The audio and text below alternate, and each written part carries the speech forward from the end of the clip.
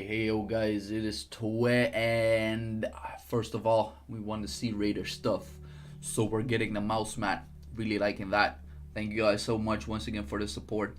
My voice is really messed up, sore throat, but I got myself a leak onto Kibera skills. Now, it isn't the usual leak that I post into my videos, and I'm not quite sure if the leak is actually going to be developed even further. But let's just go over what Kibera does. And first of all, I think he is pretty viable in PvP, but he could potentially be really good at all bosses except for World Boss 2, because he has a certain amount of gimmicks to just rotate here and there. So basically what Kibera is about, at the start of any stage, or the first stage, let me call it correctly, the first stage, he can get to choose 3 weapons, and those 3 weapons will indicate whether you will amplify skill number 1, 2, or 3, and it also says it over here. So if you look at, and let me just check it out correctly. So here it says S4. At the beginning of the first battle, Kibera can select a demonic sword. He gains CC immunity until he selects his sword, but he cannot recover mana. Now this is an interesting fact, because what if there's outside sources like Lias or Soul Spring Water that actually can give a mana? So I'm quite curious if that is possible, or if it is the same status as Bernheim has. And even way before that, there was a bug that Lavril could actually give Bernheim some mana. It was pretty insane. So once he selects a sword, his stats and the effect of the skill will be enhanced depending on the select sword. So this is the S1. The nice guy increases attack speed and the effect of the S1. Then you got the second one, increases defense and enhances the effect of the second skill. And then you have the third, increases attack by an X amount and enhances the effect of the third skill. Now this will increase in terms of books all attack and defense proportions. So I'm thinking that the books itself doesn't necessarily have to do anything with the S1, like the nice guy. But yeah, that's like a really big question mark. So I went over this skill for a reason, because then it will make a little bit more sense later on. Funny thing is, the S4 Light increases own attack and automatically picks the nice guy, which is the S1 at the beginning of the battle, which is an attack upgrade. Now there could be a reason for this, and I'll go over that in a second. The S4 Dark recovers mana onto the Veil, which is the third one. Now at the third one, he will need a insane amount of mana, which allows for so many builds on Kibera, which makes him super interesting as well. Then you got the T5 Light, T5 Dark. I don't necessarily think that T5 Dark is good, but it's debatable. Every second increases magical damage all enemies take by blah blah blah. So it will amplify magic damage that the enemy takes. Now this could be good at World Boss 1. Very good at World Boss 1. So not quite sure yet how this is gonna work out. Now let's go over to the first skills.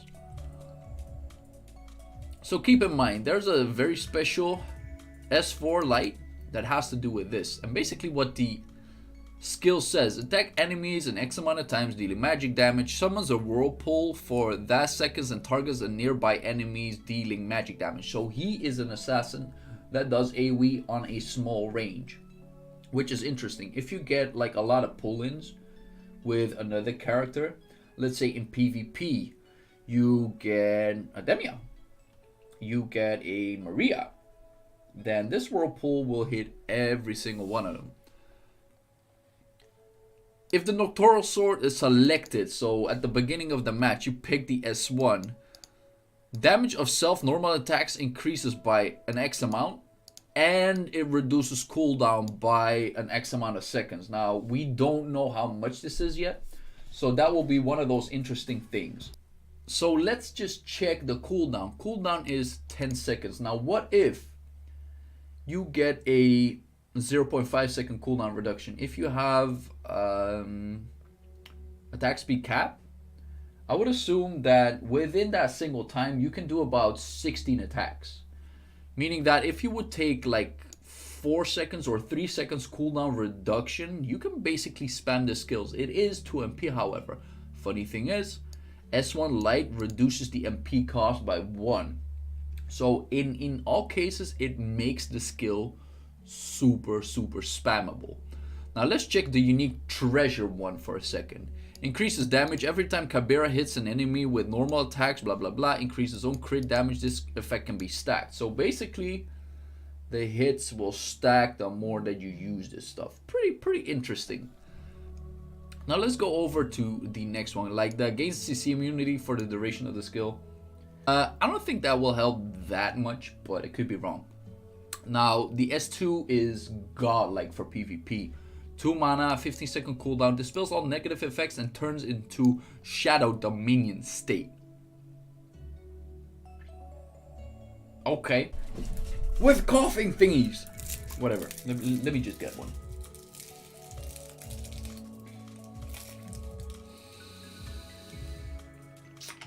Let's hope this works. Okay. So, getting back to the S2. Attack increases and HP doesn't fall below a certain percentage. So you have a Mediana S3 or a Lavril S2 straight away. Great. I don't know who thought about this, but whatever. And then you can pop it a second time. And it doesn't say that it is any mana once again. Okay. And here's the fun thing. If you are at the Dark Shadow, the mana cost of this skill is reduced by 1. So the funny thing is, this is basically an anti-burst champion. Now, it doesn't say that it cannot be cleansed. But then again, if you have no Leo, no CC, or anything else, like dispels negative effects, that alone is pretty insane. So this can be countered by like only Scarlet and Leo and Ricardo maybe. So that is pretty broken. But guess what? Onto the second skill. It says a no mana cost. Moves to the back of the enemy with the highest attack. Like Flush. Marking the target and reducing attack speed of the marked target for blah blah blah for an X amount of seconds. Sick. Kibera's attacks will prioritize the marked target. Now that is godlike. So even if you do pull or displace characters, you will still hook up with that character. Super insane, because Cecilia doesn't have that, unfortunately. So if the Umbra demonic sword is selected, inflict enemies with dark corrosion cannot receive positive effects and have their mana reduced by what? So this is comparable to Kane's S1 Tyrant, right? Cannot get buffs, but guess what? There's more to it. You cannot get mana. You cannot get that is ridiculous. And the fun thing is, it becomes better. In terms of PvP, that shit is broken. So on S2 Light, upon using half full of openings, inflict silence on all enemies. You guess the silence? At the beginning of the battle for, guess what? If you press the S1 weapon straight away, then okay. When there are blah blah blah enemies or less, so I'm thinking it's 3 because it's probably Guild War oriented. The effect of Shadow Dominion applies to all allies. What? Oh, what? So Shadow Dominion allows for an attack increase and HP doesn't fall below. So if you are doing Guild War, you got Kibera. This is basically like a Baldwin shield. We don't know how long this will take, but that sounds pretty broken. Okay, let's check the unique treasure. Reduces mana cost by 1. So, are you guys kidding me? Like, it already says if you pick the Dark Shadow, like the weapon, you can get the skill reduced by 1. Oh, by the way, you have the unique treasure. Oh, now it doesn't cost shit. What the? That is ridiculous. After movement, gains immunity for X amount of...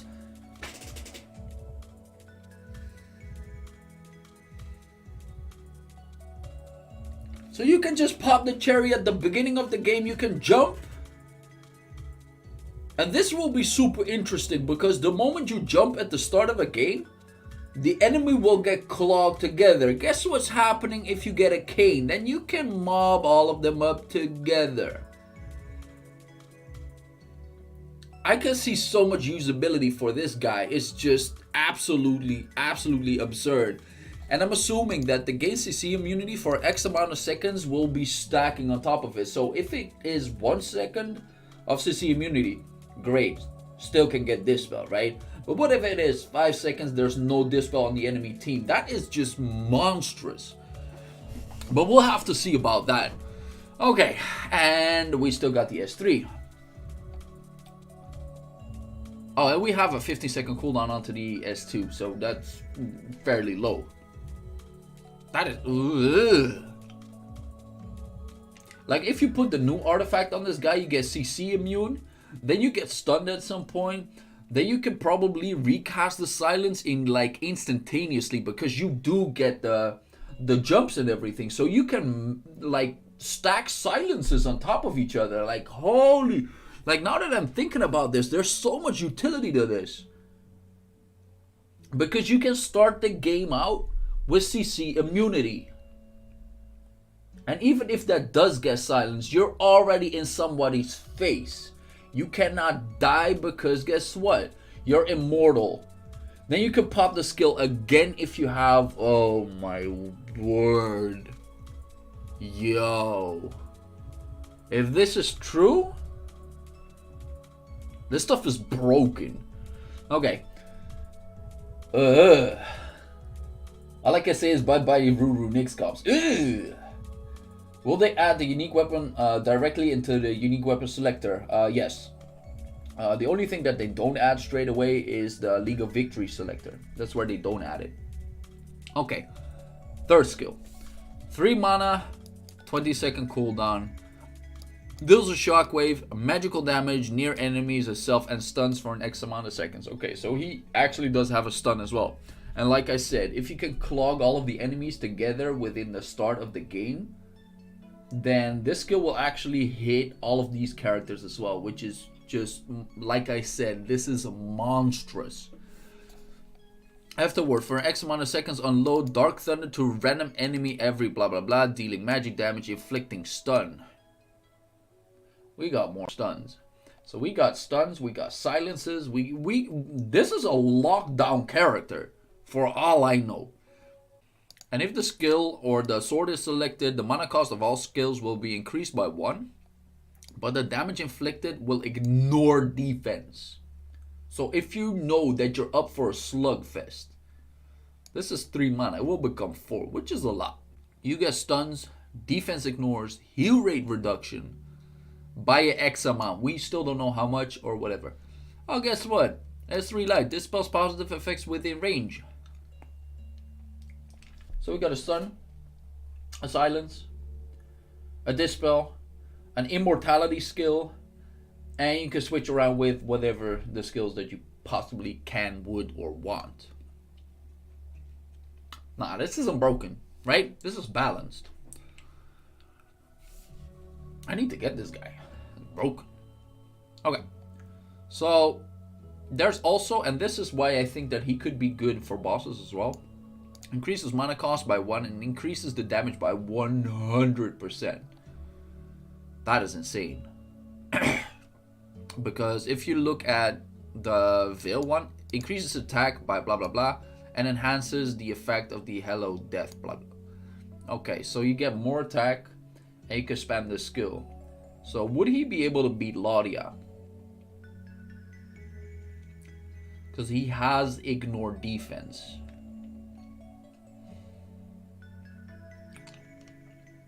I'm gonna call it out straight away. He's gonna beat Laudia. On World Boss 1, at the very least. Maybe at World Boss 2. Question is, would he be able to beat Syria? I don't know about that. Because it all depends on the scaling factor. Okay. But we still got some more stuff to talk about. Guess what? On UT3, increases damage by an X amount and it gains immunity to CC for the duration of the skill. Okay. Seems doable. So for 5 mana, you get like 100% damage. You get more attack increase. You get all sorts of shimmy just for that extra damage. Put an Audi in there. Pop the skill. And then we got Unique Treasure 4. We haven't gone over this one. Grants effects to all allies depending on the sword selected. So you can get defense. Increases defense. Increases attack. Increases attack speed. Well, he could potentially be better than my Theo on the Theo team on World Boss 1. Because guess what? If my whole team is getting attack, everybody will be doing damage. Yay! So that is super insane. We still don't know how much. But here it says attack speed increase. Damage reduction onto the Dark Shadow, which is the S2. And attack of all allies by that. If there are blah blah blah allies or less, all effects multiply by an X amount of times. So this dude is good in probably bosses and PvP. That is monstrous. And we haven't even checked his unique weapon yet. So let's check that out. Okay, selects one of the blah blah blah. Okay, one of the following effects. So onto the S1 sword, attack speed and accuracy. Interesting, especially if you're running against dodge people into League of Honor, for instance. Damage of normal attacks will increase as well. Sick. The Dark Shadow recovers mana every second, and the Dark Slayer Veil increases on. What? So no, the S2 one will recover mana every second. Like, it doesn't seem like he needs mana yet, but I could be wrong about that. And the Veil, which is the S3, increases own attack and crit damage every second. So this is something that can be stacked. Yeah, this effect can be stacked to an X amount of times and is irremovable. Now that last one sounds sickening. So you can basically do it like this. You can get a Soul Spring Water on him, get the Long Blade, get the Insta Jump. Then with all of the mana that you can potentially get from like Elias, and the fact that you are not dying, you can pop the S3 with maximum damage. I can see so much potential in this dude. It is absolutely disgusting. Okay, and then we still have the Soul Weapon. Okay. Launching a blow to enemies. Wide frontal range, self-damage, inflicting stun. More stun. Reducing mana. I don't even know why. Afterward, increases own attack by blah blah blah. And deals a total damage. Like, we haven't even done damage yet. What the hell? Additional effects will be applied on the sword. Okay. So the first one, damage increase. Attack reduction onto the second. That is super interesting. But what doesn't state here is how he is able to proc it. So that could be the downfall of it. But guess what? Everything is broken already. You can make him work. Reduces attack of hit enemies, blah, blah, blah. And damage ignores defense. Yo, we talked about this one. So even the soul weapon will ignore defense. Activation requirements, X amount of seconds, and increase. So basically, if you get him to advancement 2, he will be able to do it faster, and you can dispel the positive effects of the targets. So you get 2 dispels. Not 1. You get 2.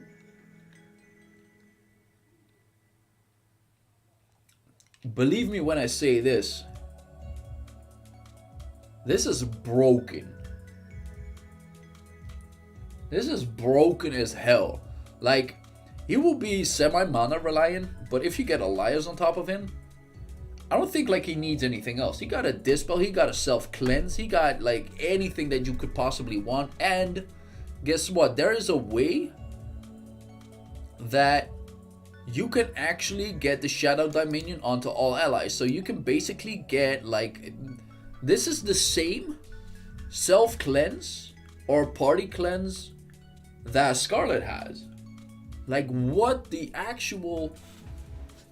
Okay, I'm gonna cut it here because there's this is just blowing my mind. I can tell he's broken. I don't know about you guys. So, if you guys got an opinion, put it down into the comments. Let me know what you guys think. But for now, this is Twebby. Peace!